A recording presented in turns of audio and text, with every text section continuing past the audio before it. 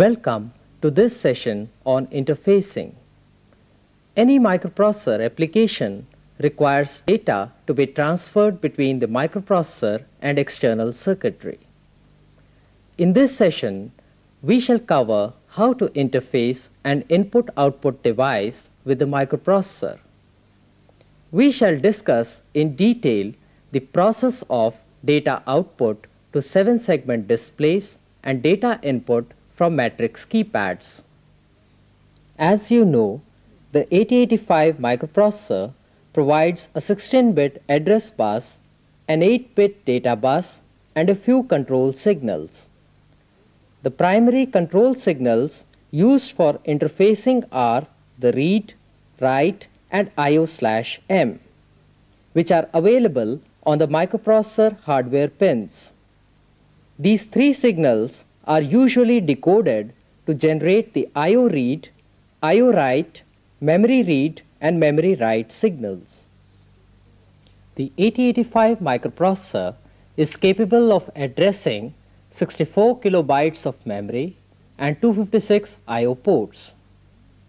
The in and the out instructions are the only instructions that enable an IO data transfer.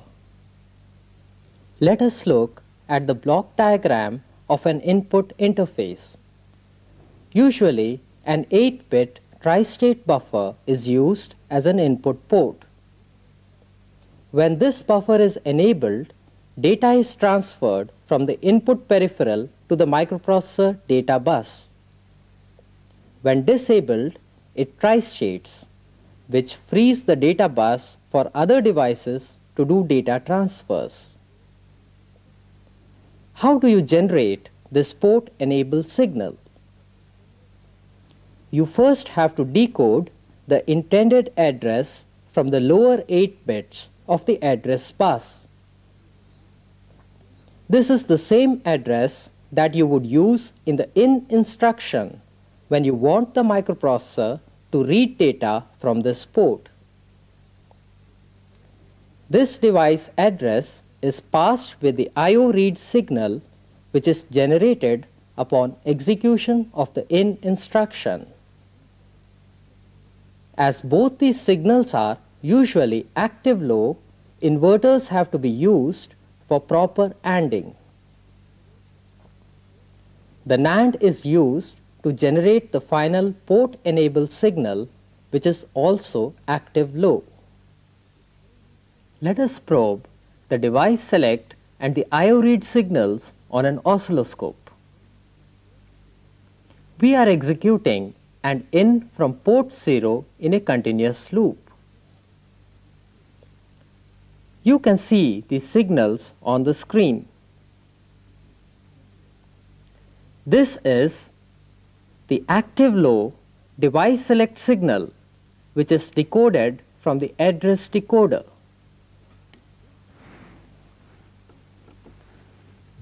This is the active low IO read signal.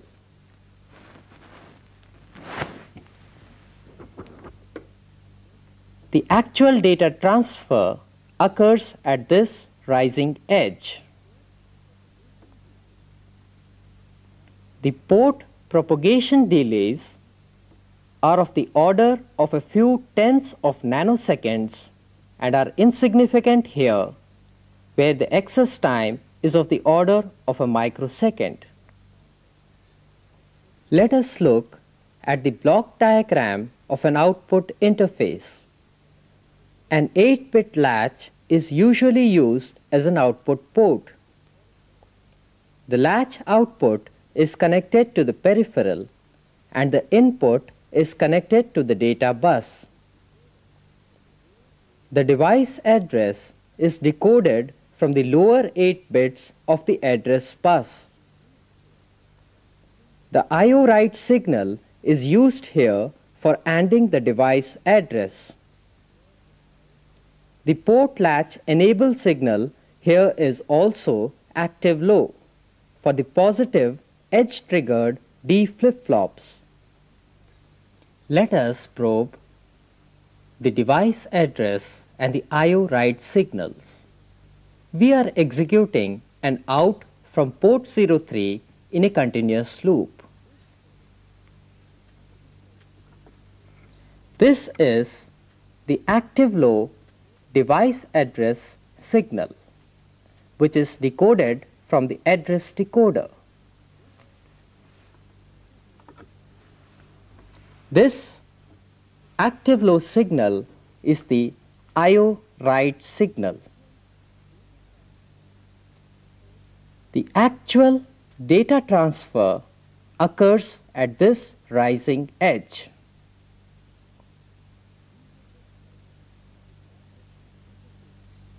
We have discussed the process of interfacing an input and output port. To sum up this process, all data transfers occur through the bidirectional data bus. The interface must ensure that only the intended peripheral is active and enabled.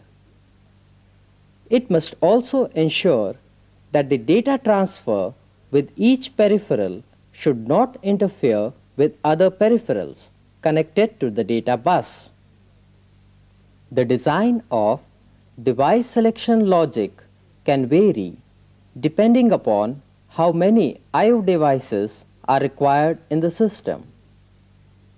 A 3 to 8 decoder can be used to generate device address for 8 devices.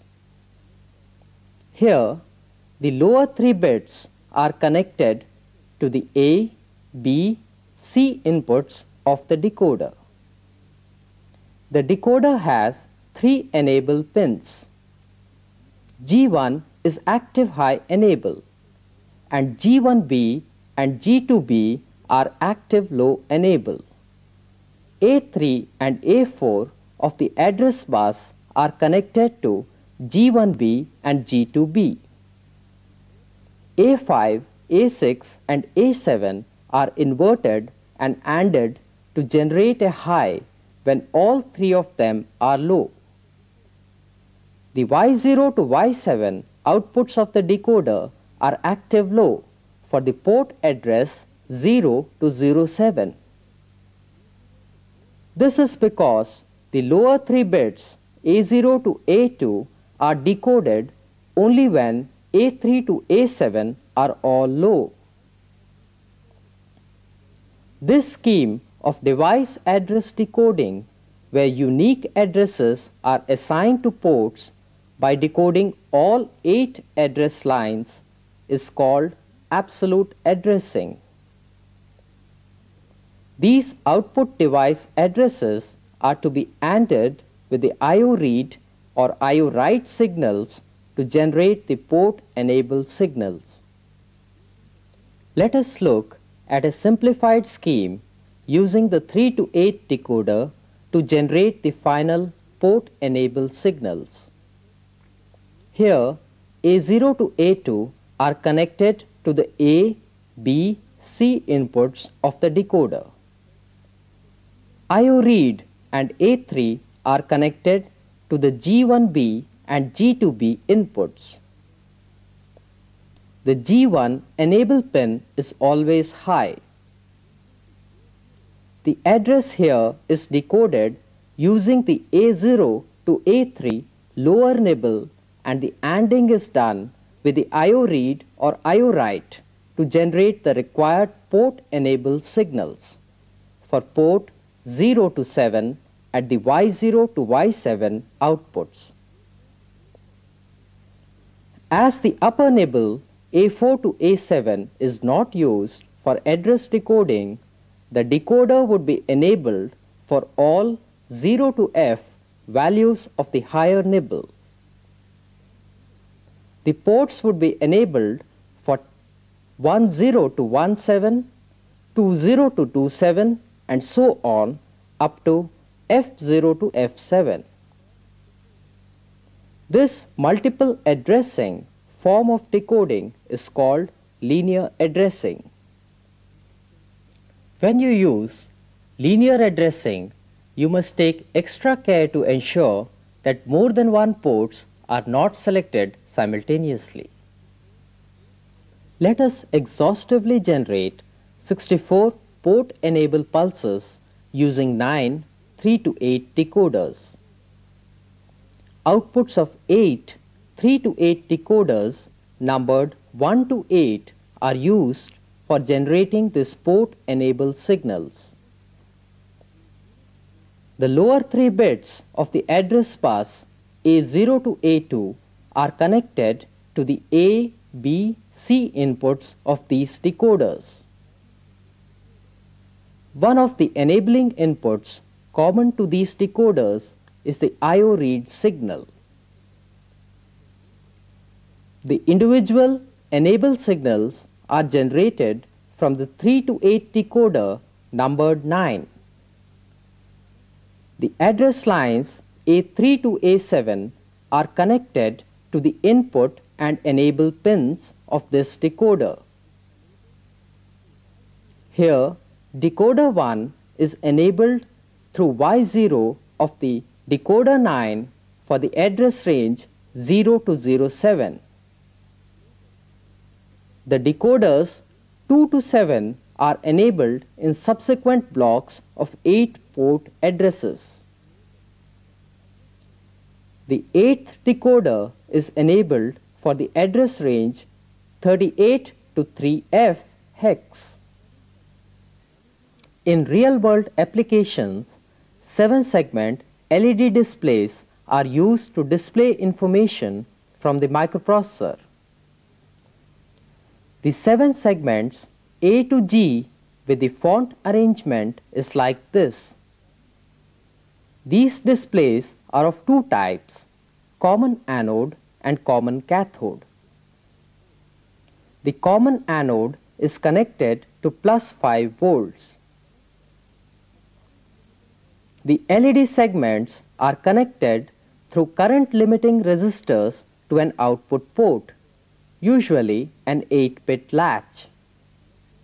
Here, A to G segment lines are connected to the latch lines corresponding to the data bus D0 to D6. Sending a 0 lights up the corresponding LED segment. Sending a 40 hex to this port would display a 0 on the FND. As the output is latched, this display is maintained till it is updated by writing another value to the port. For displaying a 1, you have to send 79 hex, which will light up the B and C segments on the FND. You can display 0 to 9, A to F, and many other funny characters by lighting up the corresponding segments. As there are 7 segments, you may have 2 raised to the power 7 or 128 combinations that can be displayed.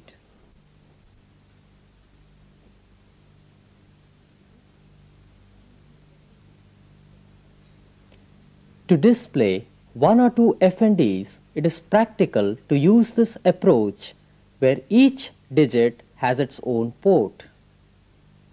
What do you do if you have a large number of digits to display?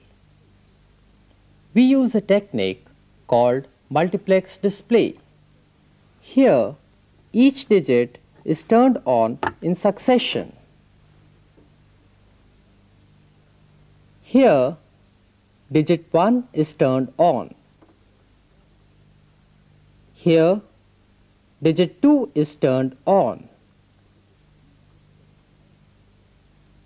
Here, digit 3 is turned on, and so on.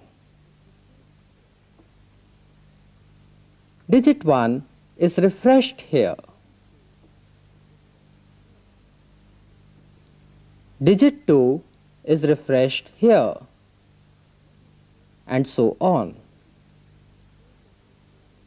Let us look at the interfacing of a 4-digit multiplex display. Here, the 7 segments of the digits are connected through current limiting resistors to the output port, port 1. the common anode connections of the digits are switched to plus 5 volts through the PNP transistors. The base of these transistors is controlled by another output port, port 2. Sending a logic 0 turns on the transistor and the segment data at port 1 is displayed on that digit. To send a 0 on the leftmost digit, 40 hex is written to port 1, then the digit transistor is turned on by sending 0E hex to port 2. This status is normally maintained for about 1 millisecond. Then the required data, say 1, is sent to digit 1. This is sent by first sending 79 hex to port 1, followed by sending 0D hex to port 2. This status is maintained for 1 millisecond. Then the data, say 2, is sent to digit 2. This is sent by sending 2C hex to port 1, followed by sending 0B hex to port 2. This digit is on for 1 millisecond. Then data, say 3, is sent to digit 3. This is sent by writing 30 hex to port 1, followed by sending 07 hex to port 2. This digit remains on for 1 millisecond.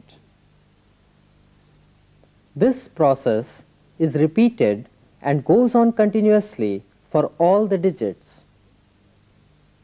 The refresh rate must be greater than 100 Hz in order that the human eye sees the display continuously on. Practically, multiplex displays are refreshed at frequencies greater than 1 kHz. This technique allows the decoding and drive circuits to be shared among the digits. The 1 millisecond refreshing of the digit is usually implemented by a 1 millisecond timer interrupt. The interrupt routine has to service this interrupt of digit display at every millisecond, irrespective of the updation of the display. This refreshing is a software overhead and has to be accounted for in the performance of the system. Of course, there are display controllers like 8279 which offloads the processor from this refreshing and are used in high-performance systems. We shall now discuss the process of interfacing a 4x4 matrix keyboard using an output and an input port. The 4x4 keys are arranged in 4 rows and 4 columns. The rows are pulled high and are connected to the output port, port 1. These lines are called scan lines. The columns are also pulled high and are connected to an input port, port 2. The columns are called return lines. These are the scan and return signals for a valid key depression. Active low pulses are repeatedly sent on the scan lines and are sensed by the columns. For a valid key depression, the row select pulse is sensed by the corresponding column.